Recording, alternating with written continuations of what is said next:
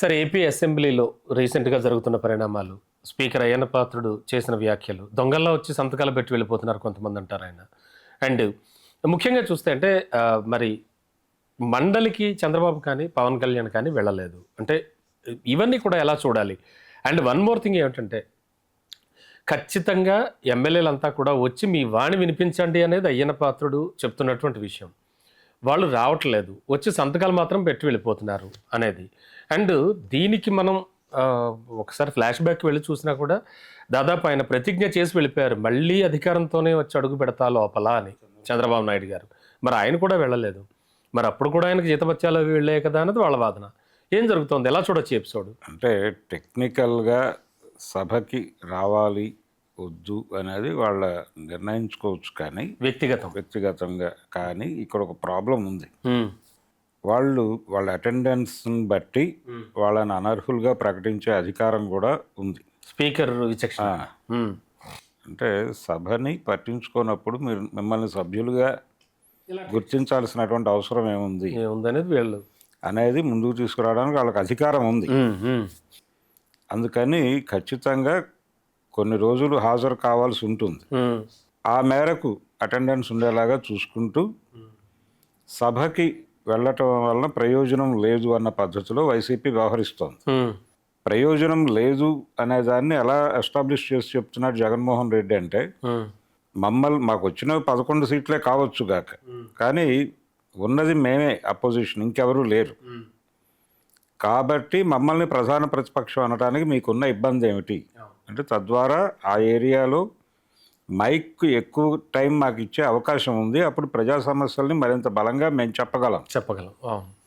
కాబట్టి ఒక్క ప్రాబ్లం ఉంది అక్కడ. మీరు మమ్మల్ని ప్రధాన ప్రతిపక్షంగా ఆమోదిస్తే మేము సభకు వస్తాం అనే మాట ఆయన మాట్లాడాడు. అవును. మీకు ఇంత ప్రజల పట్ల కన్సర్న్ ఉన్నప్పుడు ఆ లైన్ దాటి వాళ్ళని ప్రధాన ప్రతిపక్షంగా ఆమోదించటం వలన మీకు వచ్చిన సమస్య లేదు. గతంలో ఇలాంటివి జరిగాయి. ఆంధ్రప్రదేశ్లో జరగలేదు, అదే ఉమ్మడి ఆంధ్రప్రదేశ్లోనూ జరగలేదు, విడిపోయిన తర్వాత ఆంధ్రప్రదేశ్లోనూ జరగలేదు. కానీ ఇతర రాష్ట్రాల్లో జరిగిన సందర్భాలు ఉన్నాయి. వాటిని కూడా ఉటంకిస్తున్నాడు ఆయన.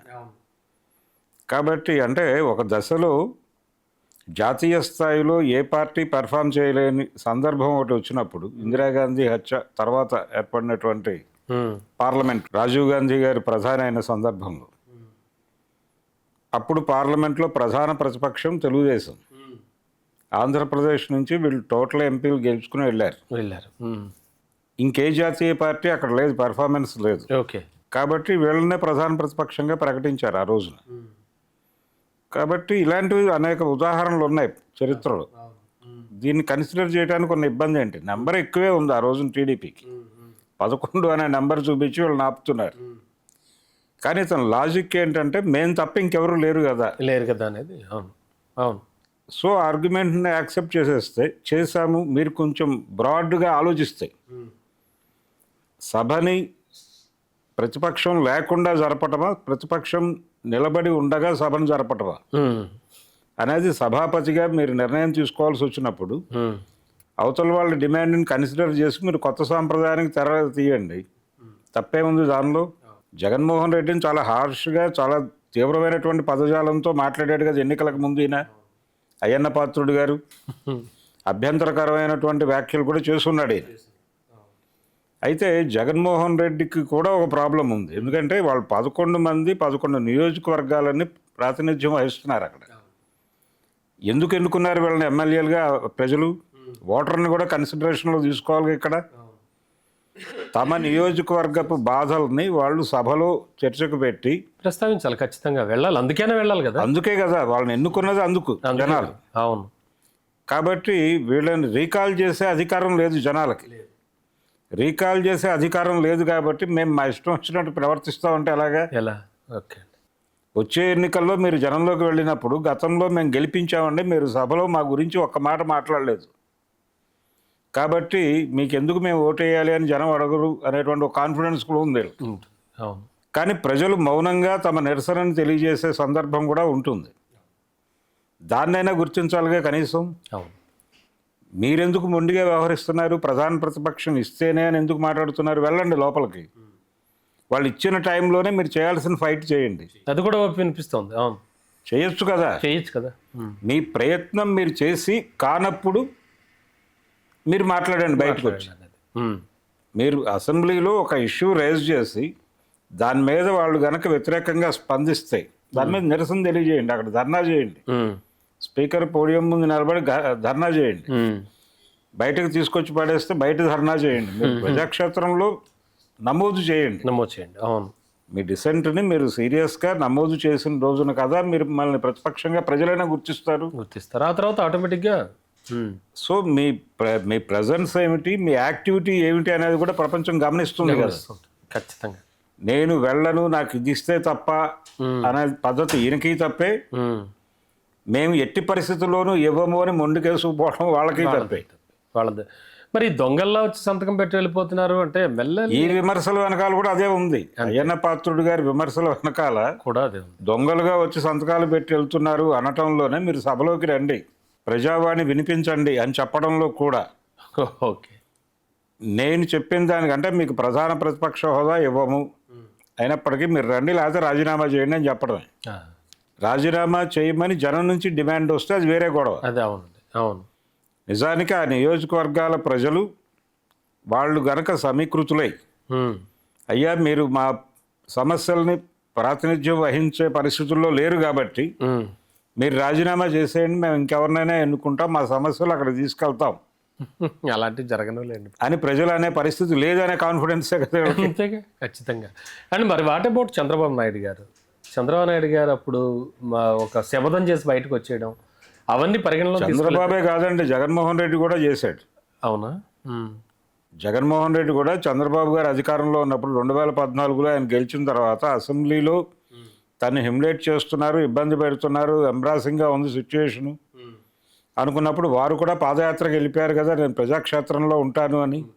అది ప్రజాక్షేత్రం నుంచి మీతో మాట్లాడతాను అని కదా ఆయన పాదయాత్రకు వెళ్ళిపోయాడు. అప్పుడు అసెంబ్లీకి రాలేదుగా ఆయన కూడా. అంటే వీళ్ళు కూడా ఒకసారి చూసుకోవాలి ఆరోపణ చేసే. అంటే పోనీ అలాంటి ఛాలెంజ్ చేసి నువ్వు జనంలోకి వెళ్ళిపో, నేను అసెంబ్లీకి రానని. అయితే ఆ రోజున ఆయన ఒక్కడే వెళ్ళాడు, మిగిలిన ఎమ్మెల్యేలు హాజరయ్యారు. అవును, కానీ ఇప్పుడు ఎవరు హాజరవట్లేదు. ఇప్పుడు ఎవరు హాజరు కావడం లేదు. అంటే అసలు మనం వెళ్ళొద్దు. మొన్న ఆయన నిజానికి అసెంబ్లీ సమావేశాలు, బడ్జెట్ సమావేశాలకు ముందు అసెంబ్లీ హాల్లో మనం సమావేశం అవుదామని చెప్పి పార్టీ ఎమ్మెల్యేలకు ముందు ఆయన లెటర్ రాసినప్పుడు అందరికీ ఒక హోప్ వచ్చింది. అంటే ఈయన మంకుపట్టు వీడి కొంత ప్రజాస్వామిక వాతావరణంలోకి వస్తున్నాడు, అసెంబ్లీకి వెళ్తాడు లోపలికి అని అనుకున్నారు. కానీ ఆయన వెళ్ళలేదు. అది జస్ట్ ఒక స్పెక్యులేషన్గా మాత్రమే మిగిలిపోయింది. అందుకని జగన్మోహన్ రెడ్డి కూడా తన వ్యవహార శైలి మార్చుకోవాలి. ఆయన తీవ్రమైన పొలిటికల్ డైలమాలో ఉన్నాడనేది నా అజంప్షన్. అంటే ఆయన ఎన్డీఏ ప్రభుత్వంగా చూస్తున్నాడు దాన్ని. తను ఏం మాట్లాడినా అది బీజేపీ ఎలా రియాక్ట్ అవుతుందనే భయంలో ఉన్నాడు ఆయన. ముందు ఆ భయాన్ని పక్కకు జరిపి ఇక్కడ జరగాల్సింది ఏంటో చూడాలి. తను ఏం చేయగలడో ప్రజల కోసం, అంతే కదా ఫైనల్లీ. ప్రజల కోసం తాను ఏమి చేయగలడో అది ప్రజల ముందు స్పష్టంగా తను చేయాలి. చేస్తే ప్రజలు గుర్తిస్తారు.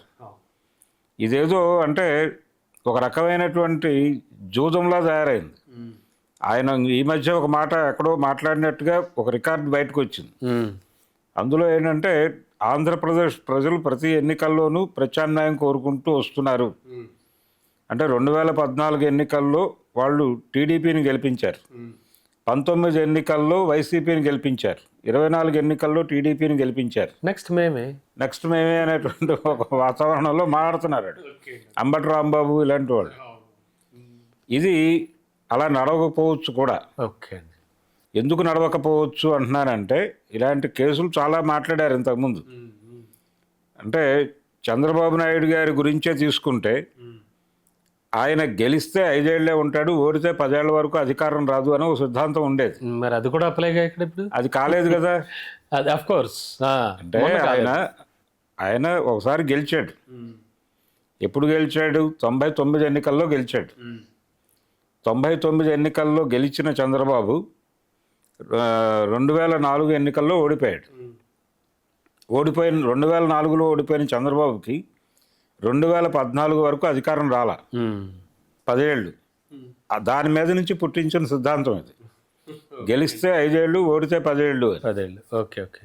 కానీ ఇదే సిద్ధాంతం ప్రకారం మొన్న ఎన్నికల్లో ఓడిపోతాడు చంద్రబాబు అన్నారు రాజకీయ జాతకకర్తలు. కానీ ఏమైంది, ఆయన గెలిచాడు. సో అది బ్రేక్ అయిపోయింది కదా. అయిపోయినట్టుగా. ఓకే. ఇప్పుడు అదే పద్ధతిలో రేపు ఆయన సెకండ్ టర్మ్ అవడు అనేది ఒక సిద్ధాంతం. అలాగే ఆంధ్రప్రదేశ్ ప్రజలు ప్రతిసారి ప్రత్యామ్నాయం కోరుకుంటారు. ఇవి రెండూ తప్పైపోయి మళ్ళీ చంద్రబాబే గెలవచ్చు, మళ్ళీ కూటమి ప్రభుత్వమే రావచ్చు. ఓకే. మీరు ఏం చేస్తున్నారు ప్రజాక్షేత్రంలో అనేది మీ కార్యక్రమాలు డిసైడ్ చేసుకోవాలి. అందుకని రాజకీయ కార్యాచరణ అనేది చాలా ముఖ్యం. అంటే జగన్ గారికి కావాల్సింది అది. ఖచ్చితంగా మంకుపట్టు వీడు వెళితే బెటర్ అంటారు. సభకి వెళ్ళాలి ఆయన. ఇప్పుడు అవతల వాళ్ళు కంట్రోల్ అయి ప్రతిపక్షం లేకుండా మనం సభ ఎలా నడుపుతాము అని వాళ్ళు అనుకుని, సరే మనం కొంచెం బ్రాడ్గా వ్యవహరిద్దాం అని వాళ్ళు కూడా అనుకోవాలి. అనుకుంటే బాగానే ఉంటుంది. అనుకునే సంస్కారం అవతల వాళ్ళు చూపించినప్పుడు నువ్వు మంకుపట్టు పట్టడం వల్ల నీకేమిటి ప్రయోజనం? నువ్వు 11 నియోజకవర్గాల ప్రజల్ని రిప్రజెంట్ చేస్తున్నావు. ఆ ప్రజలకు జవాబుదారీ కదా, నువ్వు ఆన్సర్ చెప్పాలి కదా ఖచ్చితంగా. ఆ ప్రజలకి జవాబుదారీతనం కోసం నేను ఎడుతున్నానని చెప్పు. వీళ్ళు చాలా దుర్మార్గంగా మమ్మల్ని ఎంబ్రాస్ చేశారు, మమ్మల్ని బుల్డోజ్ చేస్తున్నారు, మమ్మల్ని ఎందుకు కన్సిడర్ చేయరు వీళ్ళు, మా డిమాండ్లో తప్పేముందని మాట్లాడి మాకు తీవ్రమైన వ్యతిరేకత ఉన్నప్పటికీ ఈ 11 నియోజకవర్గాల ప్రజల ఆకాంక్షలు నెరవేర్చడం కోసం మేము అసెంబ్లీకి వస్తున్నాం, వాళ్ళు తగ్గాలి వీళ్ళు తగ్గాలి అని చెప్తే గౌరవప్రదంగానే ఉంటుంది కదా. ఎందుకు అంటావు నువ్వు? అందుకని ప్రజలతో సఖ్యంగా ఉండటం అనేది నేర్చుకోవాలి. మారాల్సిన అవసరం డెఫినెట్గా ఉంది. Yes sir. Thank you.